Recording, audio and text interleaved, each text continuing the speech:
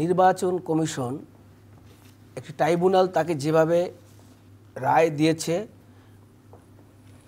Because সে আইনের মাধ্যমে 30 দিনের মধ্যে সে 2020-তে মামলা করেছিলেন, যে আইনের মধ্যে মামলা করতে হয় সেই সময় সে মামলা করেছিলেন। সেই সুবাদে তাপস যেহেতু তার সিট খালি হয়ে গেছে, সে অবৈধ, তাকে অবৈধ বলে ঘোষণা করেছে নির্বাচন কমিশনার, নির্বাচন ট্রাইব্যুনাল কমিশনার, এবং সঙ্গে সঙ্গে তা এশরাক হোসেনকে নির্বাচিত বলে ঘোষণা করেছেন। এবং সেটা আপনারা দেখছেন আদালতেরও সম্মতি আছে, এবং সেখানে আইন মন্ত্রণালয়েরও একটা মতামত আছে, এবং তার পক্ষে গ্যাজেট প্রকাশ হয়েছে। একটা গ্যাজেট প্রকাশ হয়ে যাওয়ার পরে এখানে তো আমি মনে করি না আর কোনো বাধা থাকতে পারে।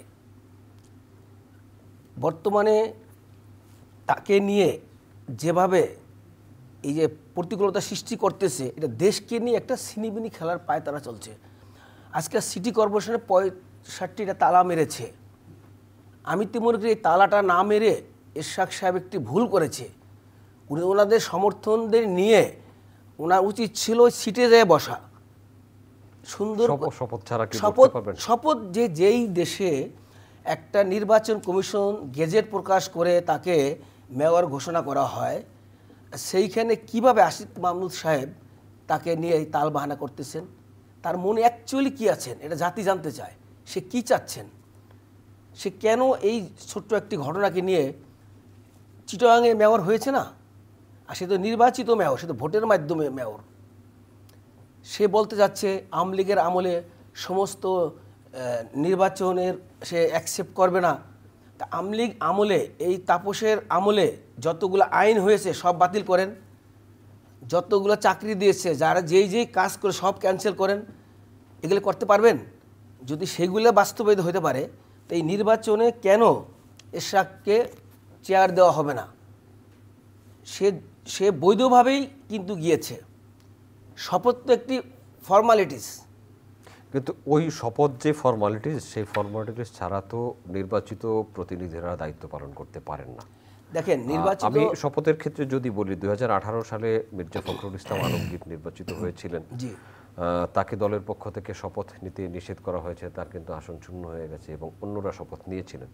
শপথের গুরুত্ব এখানেই। দুইটার প্রেক্ষাপট ভিন্ন। উনি শপথ নিতে চান নাই, মানে আমি প্রেক্ষাপটটা এই জন্য বলছি যে শপথ ছাড়া কি দায়িত্ব পালন করতে পারবেন? অবশ্যই শপথ নেওয়াটা একটা ভেরি ইম্পর্টেন্ট কাজ। বাট কেউ যদি আপনাকে অন্যায়ভাবে এটাকে নিয়ে দুষ্টামি করে সিনিবিনি খেলে, আমি তো মনে করি বর্তমানে এই মন্ত্রণালয়ে আসিফদের পাশে আওয়ামী লীগদের সেই দূষর এখনও রয়ে গেছে, যারা এই গেমটা জাতিকে নিয়ে খেলতেছে। আমি দৃঢ়ভাবে বলতে পারি এখানে আওয়ামী লীগের দোষর না থাকলে বর্তমানে যাকে মেয়র হিসাবে বসিয়েছেন সে কে? তার বিরুদ্ধে আজকে আমরা পত্রপত্রিকা দেখতেছি তার শয়ে শয়ে ছবি প্রকাশ হয়েছে আওয়ামী লীগের সমস্ত নেতা নেত্রীদের সাথে। এটা কি একটা কারণ না? ওনার ইন্টারেস্ট কি? হয় উনি জাতিকে আজকে দুই ভাগে বিভক্ত করতেছেন কেন? নির্বাচন কমিশন যেহেতু দিয়েছেন বা গেজেট হয়েছেন, কিসের বেসে উনি এটা আটকাচ্ছেন? আচ্ছা, আমরা